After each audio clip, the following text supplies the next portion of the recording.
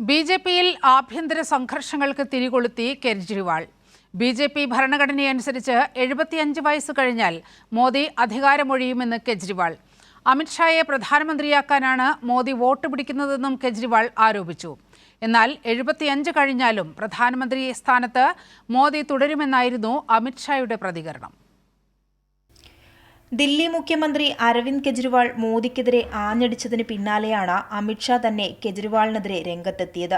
പാർട്ടിയിൽ പ്രായപരിധി കൊണ്ടുവന്ന് മുതിർന്ന നേതാക്കളുടെ രാഷ്ട്രീയ ഭാവി ഇല്ലാതാക്കിയ മോദിക്ക് അടുത്ത വർഷം 75 വയസ്സാകുന്നതോടെ വിരമിക്കേണ്ടി വരുമെന്നും അതുകൊണ്ട് അമിത്ഷായ്ക്ക് വേണ്ടിയാണ് വോട്ട് ചോദിക്കുന്നതുമെന്നുമായിരുന്നു കെജ്രിവാൾ തുറന്നടിച്ചത്. യുപിയിൽ മോദിക്ക് മുകളിൽ പാർട്ടിക്കകത്ത് വേരുറപ്പിക്കുന്ന യോഗി ആദിത്യനാഥിനെ വെട്ടാനുള്ള നീക്കവും കെജ്രിവാൾ കൊളുത്തിവിട്ടതോടെയാണ് ഉടനടിയുള്ള അമിത്ഷായുടെ മറുപടി. मोदी जी अगले साल 17 सितंबर को 75 साल के हो रहे हैं। बीजेपी के अंदर मोदी जी ने 2014 में मोदी जी ने खुद ने रूल बनाया था कि बीजेपी के अंदर जो भी 75 साल का होगा उसको रिटायर कर दिया जाएगा.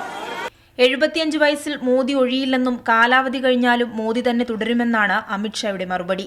ബിജെപിയിൽ ഇതിനെ ചൊല്ലി ആശയക്കുഴപ്പമില്ലെന്നും അമിത്ഷാ കൂട്ടിച്ചേർത്തു. मैं देश की जनता के सामने स्पष्ट करना चाहता हूं कि भाजपा के संविधान में ऐसा कोई प्रोविजन नहीं है. मोदी जी ही 29 तक नेतृत्व करेंगे और मोदी जी ही आने वाले चुनाव का भी नेतृत्व करेंगे. 75 വയസ്സ് തികയുന്നവർ വിരമിക്കണമെന്ന നിബന്ധന മോദി കൊണ്ടുവന്നതിനു പിന്നാലെയാണ് LK അദ്വാനി, മുരളി മനോഹർ ജോഷി, സുമിത്ര മഹാജൻ തുടങ്ങി നിരവധി മുതിർന്ന നേതാക്കളെ പാർട്ടി മാറ്റി നിർത്തിയത്. യുപിയിൽ യോഗിക്കെതിരെ നടക്കുന്ന നീക്കങ്ങൾ കെജ്രിവാൾ പരസ്യമായി വിളിച്ചു പറഞ്ഞതും തെരഞ്ഞെടുപ്പിൽ പാർട്ടിക്ക് തിരിച്ചടി ലഭിച്ചേക്കുമെന്ന ഭയവും അമിത്ഷായുടെ പ്രതികരണത്തിന് പിന്നിലുണ്ട്. കൈരളി ന്യൂസ്, ദില്ലി.